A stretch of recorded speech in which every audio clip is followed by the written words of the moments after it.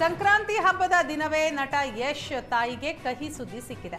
ಹಾಸನದ ನಿವೇಶನ ವ್ಯಾಜ್ಯಕ್ಕೆ ಸಂಬಂಧಿಸಿದಂತೆ ಪುಷ್ಪಾ ಅರುಣ್ ಕುಮಾರ್ ಅವರಿಗೆ ನ್ಯಾಯಾಲಯದಲ್ಲಿ ಹಿನ್ನಡೆ ಆಗಿದೆ. ನಿವೇಶನದ ಮಾಲೀಕತ್ವದ ಕುರಿತು ದೇವರಾಜು ಎಂಬುವವರ ಪರವಾಗಿ ನ್ಯಾಯಾಲಯ ಆದೇಶ ನೀಡಿದ್ದು, ಈ ಆದೇಶಕ್ಕೆ ತಡೆ ಕೋರಿ ಪುಷ್ಪಾ ಸಲ್ಲಿಸಿದ್ದ ಅರ್ಜಿಯನ್ನ ನ್ಯಾಯಾಲಯ ಪುರಸ್ಕರಿಸಿಲ್ಲ. 6 ವರ್ಷಗಳ ಹಿಂದೆ ಪುಷ್ಪಾ ಅರುಣ್ ಕುಮಾರ್ ನಮ್ಮ ಮನೆಯ ಪಕ್ಕದ ನಿವೇಶನ ಖರೀದಿಸಿದ್ರು. ನಂತರ ನಮ್ಮ ಒಡೆತನದ ನಿವೇಶನ ಒತ್ತುವರಿ ಮಾಡಿಕೊಂಡಿದ್ದಾರೆ ಅಂತ ಆರೋಪಿಸಿ ದೇವರಾಜು ನ್ಯಾಯಾಲಯದ ಮೊರೆ ಹೋಗಿದ್ದರು.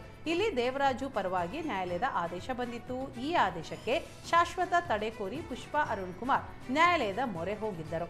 ಈ ಸಂಬಂಧ ಪುಷ್ಪಾ ಅರುಣ್ ಕುಮಾರ್ ಮತ್ತು ನಟರಾಜ್ ಎಂಬುವರು 2 ಪ್ರತ್ಯೇಕ ದೂರು ದಾಖಲಿಸಿದರು. ಅರ್ಜಿದಾರರ ಮನವಿ ತಿರಸ್ಕರಿಸಿರುವ ನ್ಯಾಯಾಲಯ ದೇವರಾಜ್ಗೆ ನೋಟಿಸ್ ನೀಡಿ ಜನವರಿ 31ರಂದು ಹಾಜರಾಗುವಂತೆ ಆದೇಶಿಸಿದೆ.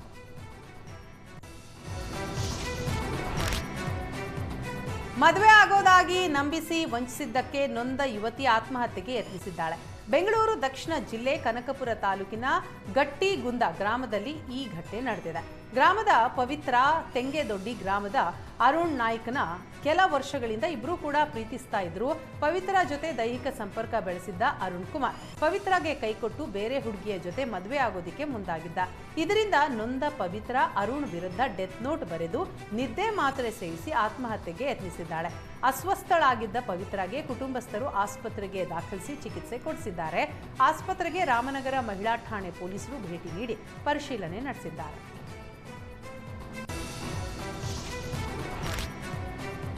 ಚಿಕ್ಕಮಗಳೂರು ಜಿಲ್ಲೆ ತರೀಕೆರೆ ತಾಲೂಕಿನ ಲಿಂಗದಹಳ್ಳಿ ಗ್ರಾಮದಲ್ಲಿ ಅರಣ್ಯ ಇಲಾಖೆ ಇಟ್ಟಿದ್ದ ಬೋನಿಗೆ ಚಿರತೆ ಬಿದ್ದಿದೆ.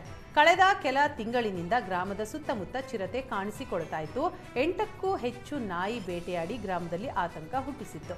ಇದೀಗ ಅರಣ್ಯ ಇಲಾಖೆ ಇಟ್ಟ ಬೋನಿಗೆ ಚಿರತೆ ಬಿದ್ದಿದ್ದು ಗ್ರಾಮಸ್ಥರು ನಿಟ್ಟುಸಿರು ಬಿಟ್ಟಿದ್ದಾರೆ. 4 ವರ್ಷದ ಹೆಣ್ಣು ಚಿರತೆ ಸೆರೆಯಾಗಿದ್ದು ಚಿರತೆ ನೋಡೋದಕ್ಕೆ ಜನ ಮುಗಿಬಿದ್ರು. ಗಡಿ ಜಿಲ್ಲೆ ಚಾಮರಾಜನಗರದಲ್ಲಿ ಕಾಡಾನೆ ಉಪಟಳ ಜಾಸ್ತಿಯಾಗಿದೆ. ಗುಂಡ್ಲುಪೇಟೆ ಪಟ್ಟಣದ ಮಾರಿಗುಡಿ ಬೀದಿಯಲ್ಲಿ ಕಾಡಿನಿಂದ ಬಂದ ಒಂಟಿ ಸಲಗ ದಾಂಧಲೆ ನಡೆಸಿದೆ. ಬೀದಿ ನಾಯಿ ಬೊಗಳಿದ ಹಿನ್ನೆಲೆ ರೊಚ್ಚಿಗೆದ್ದ ಕಾಡಾನೆ ಸಿಕ್ಕ ವಾಹನಗಳನ್ನ ಎತ್ತಿ ಬಿಸಾಡಿದೆ. ಅದೃಷ್ಟವಶಾತ್ ಜನಸಂಚಾರ ಕಡಿಮೆ ಇದ್ದ ಕಾರಣ ಪ್ರಾಣಹಾನಿ ತಪ್ಪಿದೆ. ಬೈಕ್ನಲ್ಲಿ ಆನೆ ಜಖಂಗೊಳಿಸುವಂತಹ ದೃಶ್ಯ ಸಿಸಿಟಿವಿ ಕ್ಯಾಮೆರಾದಲ್ಲಿ ಸೆರೆಯಾಗಿದೆ.